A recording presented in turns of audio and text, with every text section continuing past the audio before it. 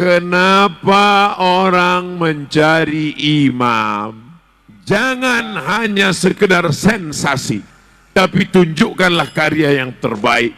Sampai akhirnya orang yang menolakmu, orang yang mengejekmu, orang yang mengolok-olokmu menyesal. Banyak orang sekarang lebih mau makan di daun daripada makan di piring. Apa makna ungkapan ini Pak Ustadz? Dipinang baik-baik tak mau, dinikahi dengan akad majelis yang baik tak mau, tapi sampai akhirnya terjadilah apa yang terjadi. Kamu berdoa kepada Allah, doa kamu tidak dikabulkan. Kenapa tidak dikabulkan? Minu ahadukum, kamu tidak beriman. Hatta yuhibba li akhihi, sampai kau senang kepada saudaramu. Ma yuhibbu li nafsi, seperti senang pada diri sendiri.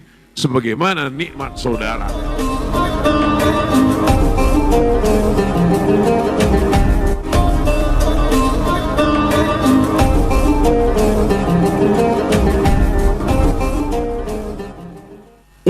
Anfusakum, hai para suami, jaga dirimu, wa ahlikum, istrimu, anakmu, nara, api neraka. Itulah mengapa perempuan perlu mencari imam, karena imam inilah yang menjaga. Saya menginap di hotel, pagi turun sarapan ke restoran bawah hotel. Lalu kemudian pas sedang sarapan datang ibu-ibu. Ustadz Somad ya? Ya. Ustadz Somad, ini anak buah saya di kantor. Belum menikah Pak Ustadz. Laki-laki apa perempuan? Perempuan Ustadz yang ini. Oh, saya ini mau nyarikan untuk dia Pak Ustadz. Nyari apa Bu? Mencari imam Pak Ustadz. Saya ini khotib, saya bilang. Kenapa orang mencari imam? Karena imam yang menjaga makharijul hurufnya, sholatnya. Imam inilah yang dicari. Imam untuk menjaga anak-anak, bibit, bebet, bobot, cucu kita di masa akan datang. Penyesalan di akhir masa tak lagi bermakna. Teman saya, kawan saya, sahabat saya pulang dari Mesir, dijemput di airport, dibawa pulang ke rumah, disuruh jadi imam sholat. Apa kata si bapak perempuan? Memang sudah layak untuk imam bagi anak kita mah. Iya, hari berganti, musim berubah. Apa yang terjadi? Tak diterima aku, man. Mengadu dia ke saya tak diterima Abdul Somad menjadi menantunya, padahal sudah dijanjikan untuk jadi imam. Kenapa kau tak diterima? Karena pekerjaan belum jelas. Hari berganti, musim berubah, pekan menjadi bulan, bulan menjadi tahun. Saya dibawa ke kantornya. Yang dulu dikhawatirkan anaknya tak makan, yang dulu dikhawatirkan anaknya tak bisa melanjutkan hidup. Apa yang terjadi sekarang? Saya datang ke kantornya, kantornya 3 lantai. Lantai 1, lantai 2, lantai 3. Diundang kami makan ramai. Duduk saya di kantornya. Saya bilang, kantor kau ini sudah bagus, sudah mantap, sudah keren. Tinggal ada tulisan di atas, tambah. Tolong tambah tulisan di atas. Apa tulisannya? Buatlah mereka menyesal. Berkaryalah, sibuklah mencari nafkah, sibuklah dengan kreativitas, sibuklah dengan pekerjaan. Sampai apa? Sampai kapan? Sampai mereka yang menolakmu itu merasa menyesal. Setuju? Banyak juga pasukan sakit hati, nampak. Berkarya, berprestasi, jangan hanya sekedar sensasi, tapi tunjukkanlah karya yang terbaik.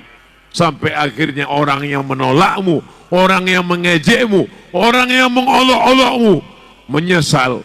Kenapalah dulu anakku tak jadi nikah sama dia, kenapalah dulu tak jadi menantuku. Pas ditengoknya acara streaming, andailah anakku yang jadi, tentu di Benteng Kota Besak malam ini. Berapa banyak yang menetes meleleh air mata darah, tapi apa boleh buat? Apa maknanya?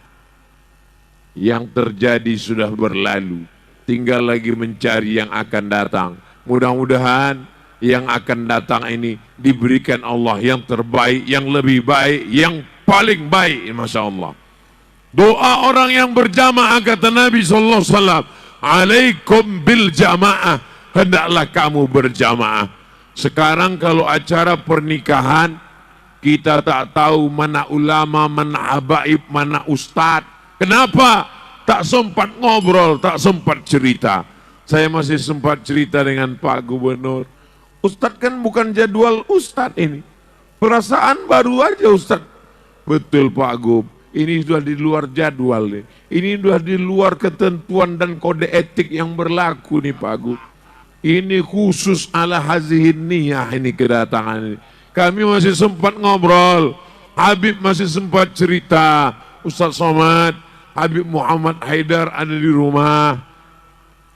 Sahabat Ustadz di Pekanbaru, beliau baru saja dari Majelis Multaqo Ulama bersama Habib Umar bin Hafid Jakarta. Sempat ngobrol, sempat say hello. Hari ini orang acara pernikahan tak sempat bercerita. La salam wala kalam. Kalau mau bertanya, itu siapa? Apa? Itu anak siapa? Kenapa? Suara musik, boom, bam, boom, bam, boom, bam. Yang sakit jantung langsung mati. Orang undangan hanya ingin menunjukkan gelang emasnya besar. Datang undangan hanya ingin menunjukkan mobilnya mewah. Datang undangan hanya ingin menunjukkan baju kopelnya baru selesai dijahit. Malam ini kita melihat, kita datang tidak menunjukkan kehebatan, kita datang membawa niat dan tercapai dua-duanya. Berjamaahnya dapat, menuntut ilmunya dapat, bahagia senang hati mendengar munsyid dengan lantunan sholawat datang. Yang saya sampaikan ini betul apa tak betul? Terserah, kalau ada yang bilang tak betul saya teruskan juga tausiah ini. Apa maknanya? Saya ingin menyampaikan di masa akan datang, kata Habib Mahdi dalam acara maulid, bisa aja satu maulid itu bisa acara 10 akad nikah. Ini kemudahan-kemudahan. Tausiah saya, walaupun di Benteng Kota Besak, di Kota Palembang, di Sumatera Selatan, tapi sesungguhnya saudara saya yang ada di Aceh, yang ada di Makassar, Sulawesi, yang ada di Banjarmasin, Kalimantan, yang ada di Sorong, Papua, yang ada di Semenanjung, Malaysia, yang ada di Sabah, Sarawak, yang ada di Brunei Darussalam. Mudahkanlah pernikahan, mudahkanlah akad anak muda kita. Kenapa? Kalau tidak kita permudah pernikahan ini, bak kata pepatah, banyak orang sekarang lebih mau makan di daun daripada makan di piring. Diserahkan piring bagus-bagus tak mau dia makan, tapi begitu makan di daun mau. Apa makna ungkapan ini Pak Ustadz? Dipinang baik-baik tak mau, dinikahi dengan akad majelis yang baik tak mau, tapi sampai akhirnya terjadilah apa yang terjadi. MBA, married by accident. Barulah mau. Akhirnya anak melakukan perbuatan maksiat dan dosa. Setelah itu barulah mau. Acara akad nikah, acara yang paling sakral, paling suci. Mestinya di situ dengan kelembutan dia bertanya, wahai Fulan bin Fulan, iya Bapak. Tapi pada acara akad nikah, justru disitulah kalimat sumpah serapah keluar. Wahai hantu setan, Kenapa marah? Karena saat itu tidak lagi menjadi majelis rahmah, tidak lagi majelis kasih sayang, tapi menjadi majelis kemarahan, emosi. Acara akad nikah bulan Januari, bulan April anak sudah lahir. Ketika ditanya, kenapa cepat betul? Edisi minimalis. Itu tidak terjadi di kota Palembang. Itu tidak terjadi di Sumatera Selatan. Ini negerinya para ulama. Ini negerinya para habaib. Ini negerinya orang-orang soleh. Maka kita jaga kebaikan ini. Insya Allah, kalau kita jaga dengan menikahkan anak-anak kita, maka insya Allah, Allah turunkan rahmatnya ke negeri ini. Walau anna ahlal qura amanu. Seandainya penduduk negeri ini beriman, wattaqau, bertakwa, la fatahna alaihim barakatin. Allah turunkan berkah-berkah minas sama, dari langit, wal ard, dari bumi. Kalau ada orang bertanya, katanya kalau kita baik turun berkah, turun berkah. Apa berkah di Palembang Pak Ustadz? Cobalah tengok Palembang, berkah luar biasa. Orang memancing di dalam sungai belum tentu dapat ikan. Kalau datang ke benteng kota besar, jangankan dalam ikan, dalam air. Di atas air sebesar itu ikan belida. Apa maknanya? Barokah sungai, barokah tanah, barokah alam. Di atasnya ada kebun karet, di atasnya ada kebun sawit, di bawahnya ada batu bara, di bawahnya minyak bumi, di bawahnya ada gas alam. Maka insya Allah, tapi kalau kita tak mau tahu. Assalamualaikum Pak Haji. Waalaikumsalam. Tadi ku tengok anak Pak Haji dibonceng orang. Biar aja lah. Istri Pak Haji dilarikan orang. Saya sudah ikhlas tawakal. Anak Pak Haji dibawa orang ke mall. Dia tidak mahram. Anak-anak saya, motornya motor saya. Apa urusan kamu? Jangan masuk intervensi urusan keluarga orang. Urus saja diri kamu. Ini orang tidak mengerti ajaran Islam.